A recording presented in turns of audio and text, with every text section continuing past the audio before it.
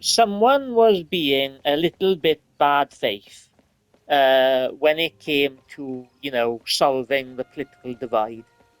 Um, and the person wasn't really like genuine of actually wanting to solve, um, the divide in politics.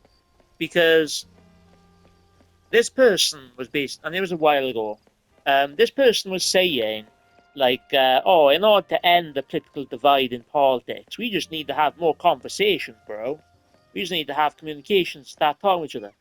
But the thing is that you're not going to be able to end the political uh, end the political divide in America and the UK by being bad faith.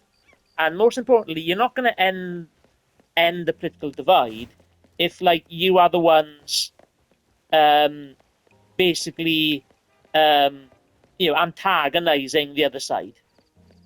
Um, you can't expect people to have conversations and not be triggered if you keep on insulting them and targeting them and calling them woke and stuff like that. You're not going to solve the political divide and get people having conversations by antagonizing people, belittling people, and mocking people. You know, like I was saying in a video recently, is that in order to end the political divide in politics, we need to stop the bad faith in politics. And we need to start going into progressive conservatism and figuring out how the left and the right can work together to solve common problems. And the reason why, you can't have conversations with some people on the left is not only could it be like a mental health issue like OCPD, where they might have problems with communication skills or social skills, but it's also like a reason why um, there's authoritarian type behavior in education is because these people are being antagonized by this person saying we just need to have conversations and demonizing the other side and stuff like that. So you're not going to really end the political divide and have people have conversations if you keep on triggering people and not watching your rhetoric and caring about what you say, because you're just gonna because like what happens is if you lie about people on the left, right, then you're gonna piss off left-leaning people. And then if you use like if you say the word right wing or far right, you have a bunch of you know right wing civilians basically um jumping down your throat and not being able to take criticism of the people that they idolize. So, antagonizing each other isn't actually going to solve the political divide. You're actually just going to make it worse. And it's kind of like a play on like one of the rules of true centrism is that you can't use trigger words that either side doesn't like. Because as a centrist, you want to get as big as an audience possible, and you don't want to offend anybody on the left or offend anybody on the right.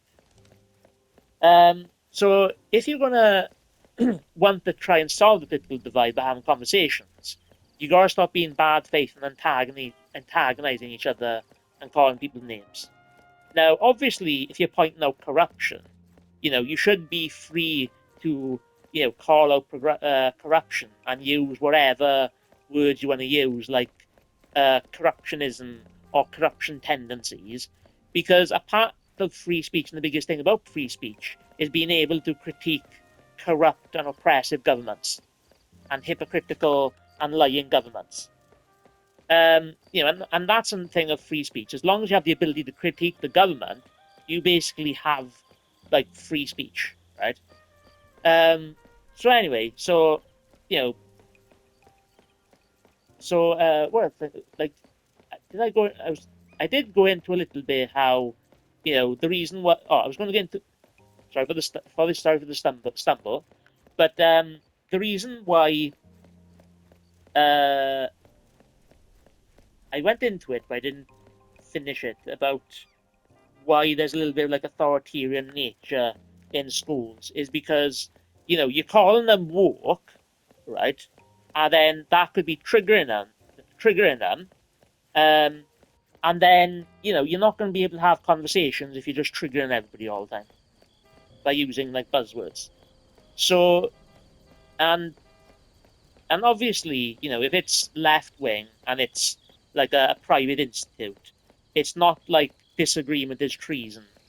If it's like a school, like cancelling people, right? It's only if the government is taking free speech away that there's a breach of free speech.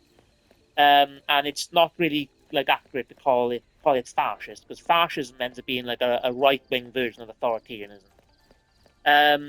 But the reason why you can't have conversations with some people is because and a lot of them are not mentally ill, but they might be like hypersensitive people and might be sensitive to trigger words and buzzwords. So if you're genuine about having more conversations and stuff like that, you gotta stop calling like one side like names and stuff like that, because otherwise you're not gonna be able to have conversations. And that's a lie as well. We never had a place in time where everybody debates and have conversations politically. That never happened. You gotta understand that most people aren't debaters. Not everybody has to be a debater. But antagonizing them isn't going to bring them to the table to have conversations. They're not going to have conversations with you if they think you're a bad faith actor. If you're calling if you're a centrist and you want left-leaning people on your show, you got to stop calling people woke all the time. Otherwise, they're not going to come on your show. Like you're wondering, oh, why are these leftists not coming on my show? It's like knock on your head, go hello, hello. It's because you keep on calling them names. That's why. And if you with like right wing, like if you don't kind of like if you criticize them, like if you can't have just a conversation, they always want to have a debate with you.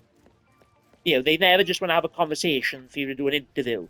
They interview like right wingers all the time, unchallenged, but they never just interview a left winger. So anyway, so if you want to solve the political divide, you gotta actually be serious about trying to end it and stop with the buzzwords and the trigger words and the name calling. But anyway, if you agree that we need to end the bad faith in politics and bring everyone together to end the political divide, and you agree, please like and subscribe to my channel if you can. Much appreciated. Thank you. Thank you so much. And this is another call for good faith. And I try my best to not antagonize people and use trigger words on my channel. I try my best. But anyway, that's the video. Like and subscribe. Thank you very much. I really appreciate you for watching my video. Thank you. If you got this far, thank you.